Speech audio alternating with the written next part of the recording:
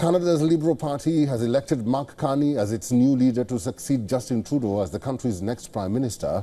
Former Bank of Canada Governor Mark Carney takes charge at a time when Canada's tariff war with the US is in full swing and ties with India are at an all-time low. First on a long list of resets that the new Prime Minister has promised is a readiness to mend political and trade ties with India. Canada's tie with its long-standing ally and the neighbor United States are going through turbulent times. The major task before the new Prime Minister will be to reset severed ties with Canada's traditional allies and steer the country through big diplomatic challenges while keeping Canadian interests intact. In his victory speech to party supporters, Carney said Canada did not ask for this fight, but Canadians are always ready when someone drops the gloves. We didn't ask for this fight, but Canadians are always ready when someone else drops the gloves. So the Americans, they should make no mistake, in trade as in hockey, Canada will win. Moving to the other side of the Atlantic, Canada's relationship with China has also been strained in recent times. China has threatened to slap tariffs on Canadian products, including rapeseed oil and pork.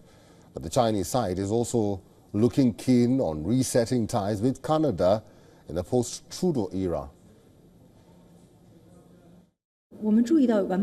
We have noted relevant reports and congratulate Mr. Carney.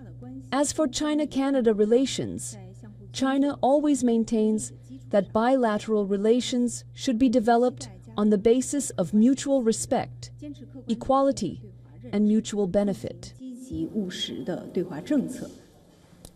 Apart from the international allies, Carney faces huge domestic challenges as well.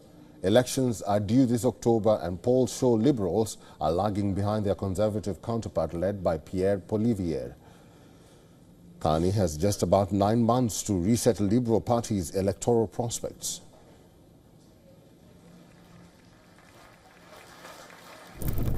As George just mentioned, in just 4 days, the United States will swear in. Mr. David Rivley is a journalist and Canadian federal affairs expert at The Logic. Is now joining us live on this broadcast. Mr. Rivley, thank you very much for making time for us and welcome to the program. First of all, your quick thoughts about Mark Carney and the transition. I think Mark Carney is a change in leadership for the Liberal Party. He is one of the most serious human beings I think Canada has, both in manner and in credentials. He's been an economist, a central banker in 2 countries, and he is very calm and low-key in his delivery. And that is maybe not what every Canadian was expecting or even hoping for in the middle of a fight with our traditional friends to the south, but it is different. And I think the Liberals are hoping that he is really going to bring them back to power in a very difficult time. Mr. Mark Carney says that he's ready to fight it with Trump. He's ready to face Trump. He actually says that he's the right person to deal with Trump. How do you think that will play out? Part of the difficulty with dealing with Donald Trump, as of course you know, is that he is unpredictable. If we knew exactly how relations between Canada and the United States were going to play out in the next, frankly, even in the next week, let alone in the next month, 6 months, 2 years, the whole thing would be a lot easier to predict. One of the selling points for Mark Carney, though, is that he has dealt with crises before.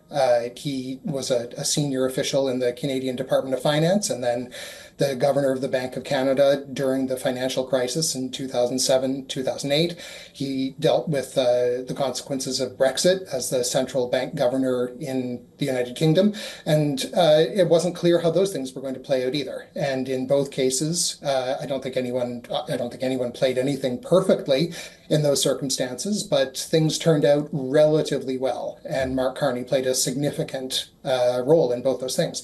So he has experience in dealing with the unpredictable, and that is his pitch. We don't know what's going to happen, but he's a guy who is ready for anything. David, I know we are out of time, but very quickly, how do you foresee the relationship between Canada India and China?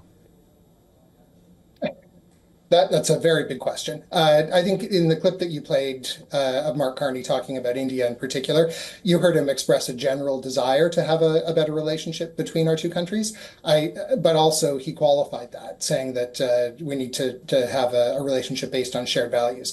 And I think that's really where things have broken down, certainly from the Canadian perspective. So there's a great deal of work to do there, I think, on the parts of both countries, if that relationship is going to be rebuilt. Mr. David Rivley, we'll have to leave it there. Thank you very much for talking to us today. Thank you. For all the latest news, download the WION app and subscribe to our YouTube channel.